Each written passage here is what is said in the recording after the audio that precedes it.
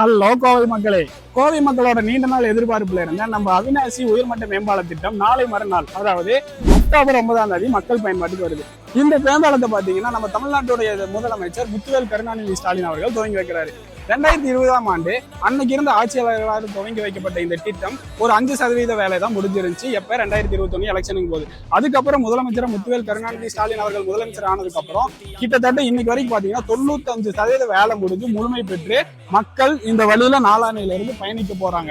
இந்த பெருமை நம்ம கோவை மக்களுக்கு மிகப்பெரிய பெருமையா இருந்தாலும், மேம்பாலத்தோட இன்னொரு சிறப்பு என்னன்னா, இந்தியாவில இருக்க பாலங்கள்லயே ஒரு நீளமான பாலம், சுமார் 10.10 கிலோமீட்டர் நீளம் உள்ளது. இதுவும் இந்த மேம்பாலத்தோட இன்னொரு பெருமையா நம்ம எடுத்துக்கோம். ஏற்கனவே கோயம்புத்தூர்னால பெருமை, இதுக்கு மீண்டும் பெருமை சேர்க்கிற விதமா இந்த மேம்பாலம் இருக்குங்கிறதுல மாற்று கருத்தே இல்லை. இன்னொன்னு என்னன்னா, இந்த மேம்பாலத்துக்கு ஏதோ ஒரு பேர் வச்சு பார்த்தா அழகா இருக்குன்னு நானும் எதிர்பார்த்தேன். தந்தை பெரியார் பேர் வச்சிருந்தா சிறப்பா இருந்திருக்கும். இருந்தாலும் கோயம்புத்தூர் வளர்ச்சிக்கும் கோயம்புத்தூரோட வளர்ச்சிக்கு மிக மிக வித்திட்ட ஐயா ஜிடி நாயுடு அவர்கள் பேரை வச்சிருக்காங்க. அவரும் தந்தை பெரியாரோட உற்ற தோழன் தான். அதுலயும் நம்ம பெருமை கொள்ளலாம். இந்த மேம்பால பணி துவங்குவதிலிருந்து முடிவது வரைக்கும் உறுதுணையாக இருந்த முதலமைச்சர் அவர்களுக்கும், துணை முதலமைச்சர் அவர்களுக்கும், பொதுப்பணித்துறை அமைச்சருக்கும், இந்த மாவட்டத்தோட வளர்ச்சியில என்னைக்குமே கவனம் செலுத்திக் கொண்டிருக்கக்கூடிய திராவிட முன்னேற்ற கழகத்தின் மண்டல பொறுப்பாளர் வி செந்தில் பாலாஜி அவர்களுக்கும், இந்த பாலம் முழுமை பெறுவதற்கு உறுதுணையாக இருந்த அத்தனை உள்ளங்களுக்கும் நன்றி தெரிவிச்சுக்கிறேன். நன்றி.